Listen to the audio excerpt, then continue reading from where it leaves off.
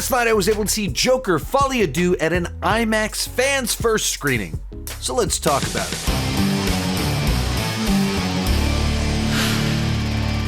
Hi, my name is Sean and I love to talk about movies and TV way too much. With that in mind, go ahead and join me down below in the comments section. Share your excitement level for Joker Folie and if you've seen it, what did you think about it? This is a spoiler-free review, so I won't be sharing any spoilers in this video. Thus, please don't share spoilers down below in the comment section without putting up a gigantic spoiler warning.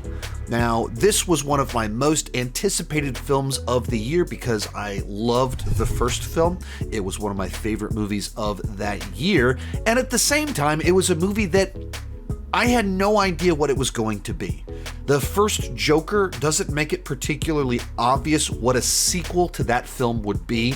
It works wonderfully as this Elseworld standalone story, but it didn't have like a bunch of dangling plot threads for where you could go next, and it would be very silly to do a big time jump and have him battling Batman.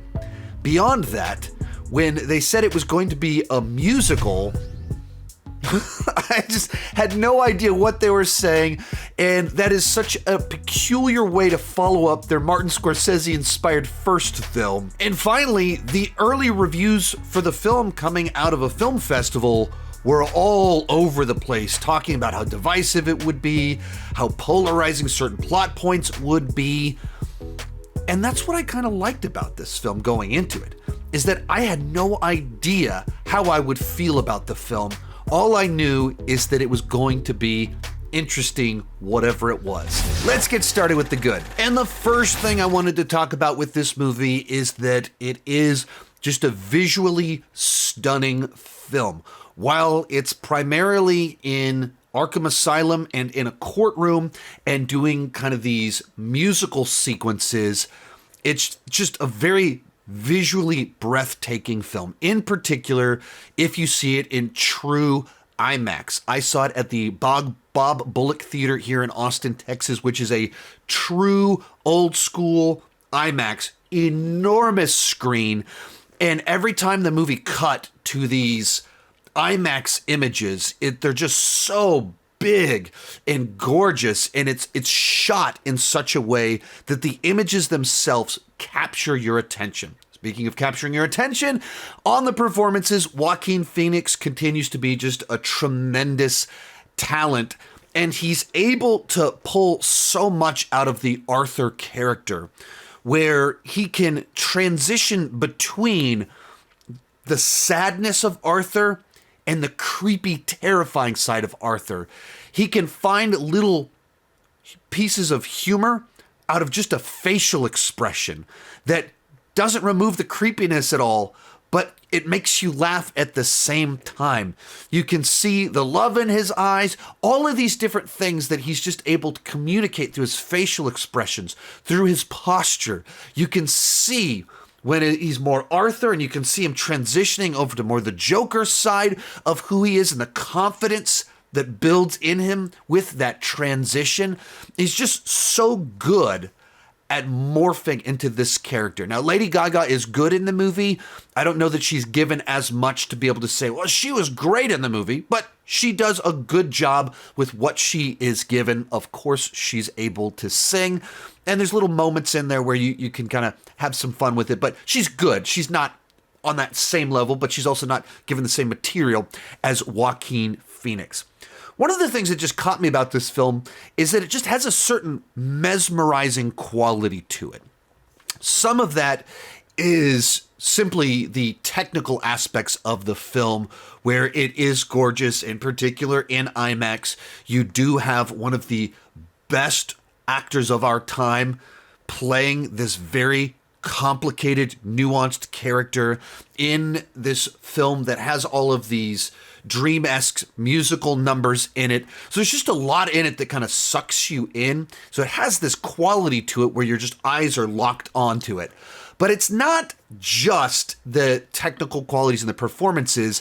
It's a movie that's just so bold that it kind of commands your attention. A lot of you are going to hate this movie. A lot of you are going to be extraordinarily frustrated by many of the choices made by this movie. You're not going to understand why it's a musical. You will be frustrated. but it still has this quality to it that just kind of sucks you in. Whether you love it and you're enamored with these bold choices or disgusted by them, and it's like the car crash that you can't take your eyes off of, it just has that quality to it where it actually captures your attention. In a lot of ways, it's kind of a fearless movie. They weren't afraid of stepping on toes and just going to very extreme, bold places. And because of that, it evokes a response from the audience.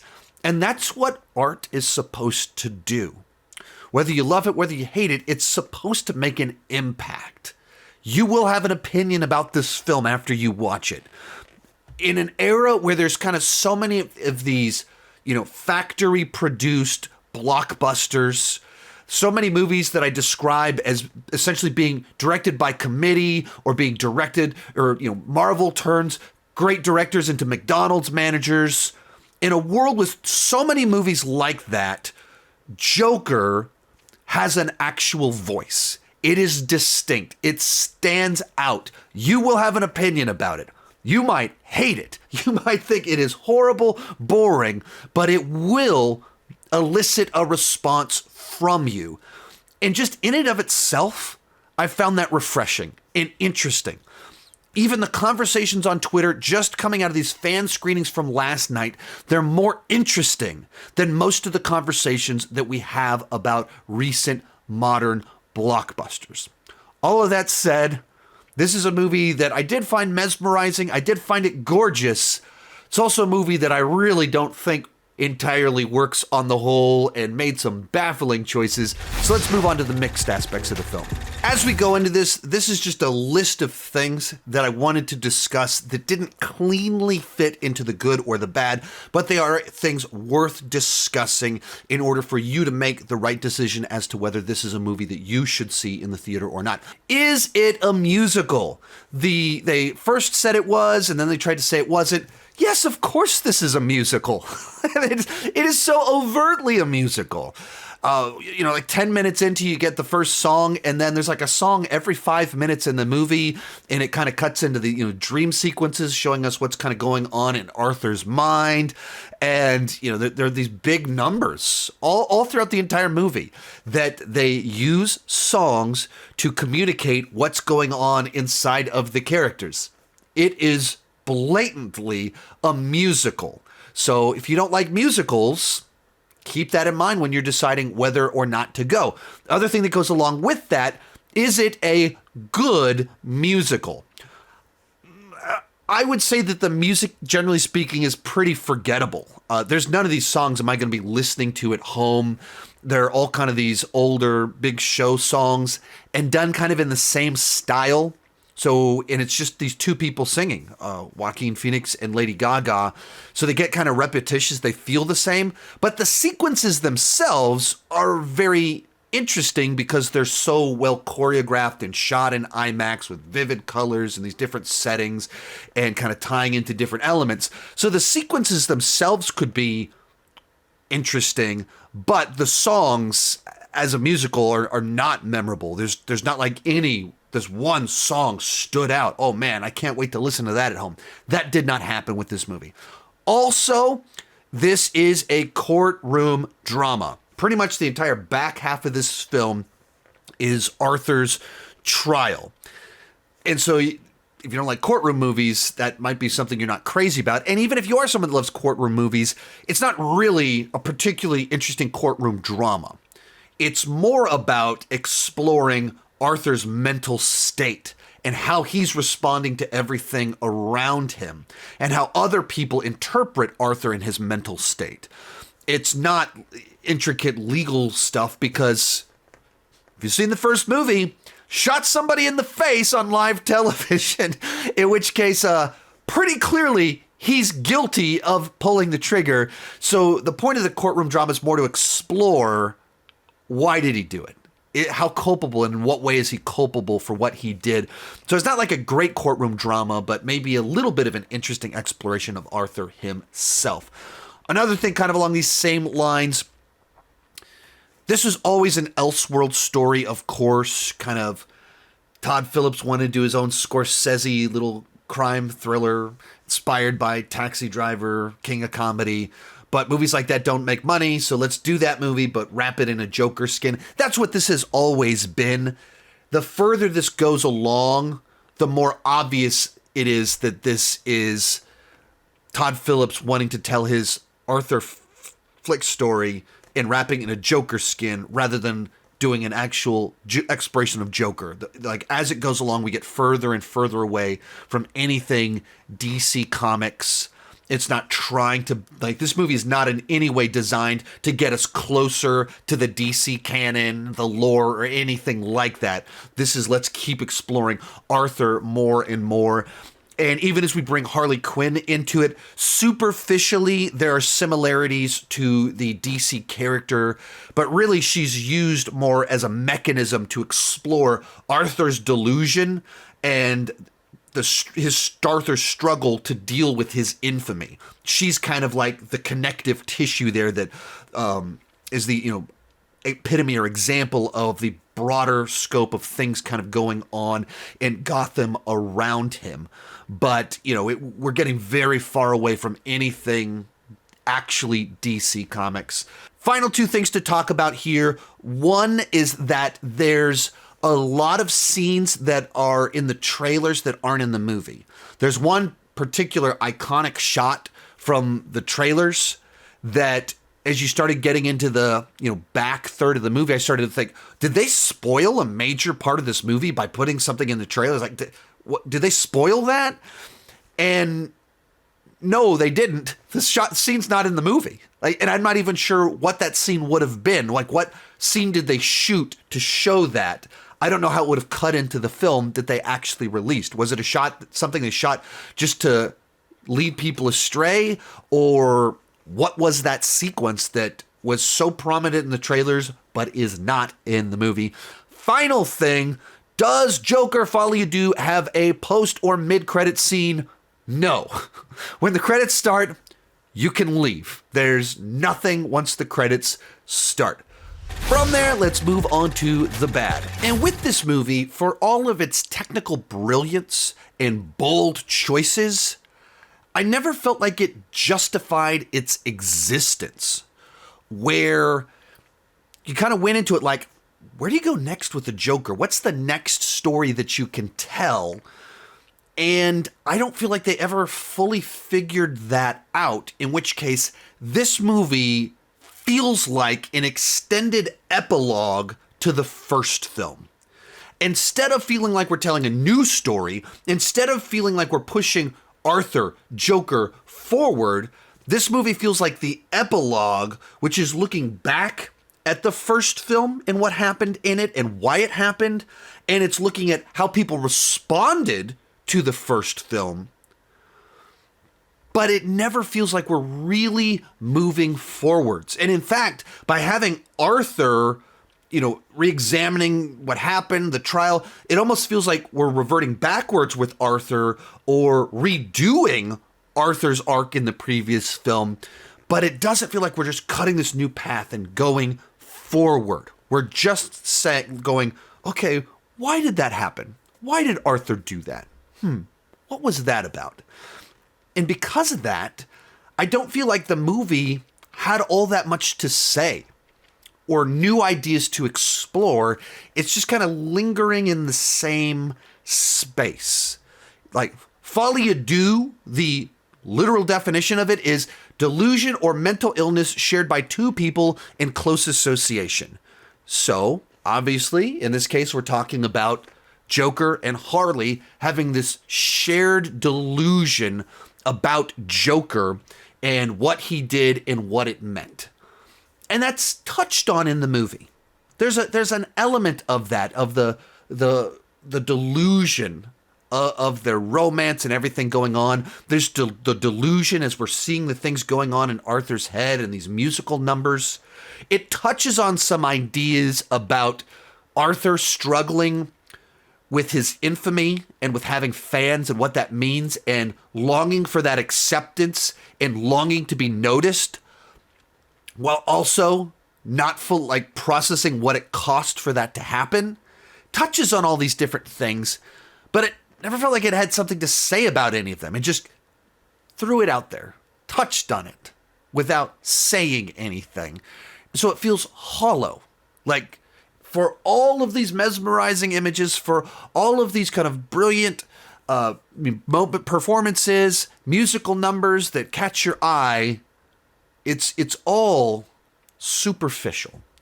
And the big thing about this movie that was so peculiar is the movie feels like it has active disdain for its own audience, where some people that watched the first movie misunderstood it, viewed it as this rebellion against the system, celebrating Arthur for fighting the man or something like that.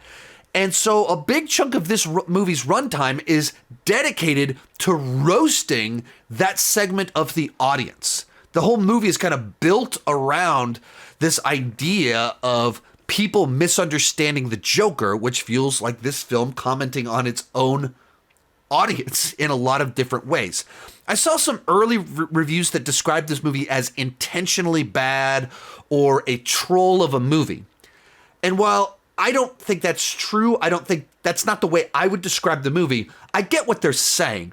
It almost feels, maybe I would use the language of a self-sabotage, where they delivered as unexpected and contrarian of a movie as they could, just to kind of screw with their own audience. So why did it go from a movie inspired by early Scorsese, Taxi Driver, King of Comedy, that's supposed to be this origin story for the Joker, to a courtroom drama musical inspired by La La Land and A Few Good Men? Because it's the last thing that the audience would have expected or wanted. It just feels like a middle finger to their audience. And the most extreme example of this is the end of the movie. Of course, I can't go into it in this video, but it's another sequence crafted perfectly for more bold toe stepping, where it feels like they're just messing with their audience in so many different ways.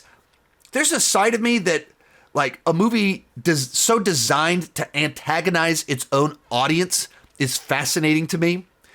There's something about that attitude that's appealing to me, but also at the same time, it's like, what was the point of all of this? Like, what are you doing? At the end of the day, the movie never really justified why it exists. And so it feels like Warner Brothers saw that they made a movie, the highest grossing R-rated film of all time, made $1 billion, extremely profitable for them. Therefore, Warner Brothers wanted a movie at any cost. And there's just a little bit of this rebellious punk attitude in Todd Phillips and the team, where they went, all right, you want another movie? We're going to give you another movie, but we are not going to give you the movie that anybody wants. We're going to give you this whole other thing that turns everything on its head. I like the attitude. Don't know that I liked the movie. Real quick before I give you my final thoughts, be sure to join me down below in the comment section. Let me know, what did you think about Joker Folie Deux if you've seen it? And if you haven't, what's your excitement level for it? Be sure to come back this weekend. I'm planning on doing a spoiler review for the movie. This is a movie, it's a little bit tough to review if you can't go into all those bold choices that are going to step on a whole lot of toes. Also going to be ranking the cinematic Jokers and doing a Todd Phillips movie ranking. Ever since watching this movie, I've been struggling with how to score it. On the one hand, I do think it has a certain mesmerizing quality. There's a lot of fantastic technical aspects to it. Respect the attitude and appreciate that it's a movie that actually draws out big emotions from people in interesting ways. But I also don't know that I actually enjoyed the film. I don't think I will rewatch it outside of prepping for videos. And it's a movie that I don't know that it ever fully justified its own existence. So, a movie that I think I respected in certain ways much more than I enjoyed. Overall, it's a B- on the entertainment scale, just a 5 out of 10. But I would say, if you're intrigued, see it on the biggest screen you can this weekend and join the conversation. or just skip it. Like, I'm not going to tell you to wait 3 months to stream this movie, because if you're in that category, just don't even watch it. But if you are intrigued, go watch it, and I'm fascinated by how wildly different the reactions are going to be to this movie. Thank you so much for watching, and keep talking movies and TV too much. Bye-bye.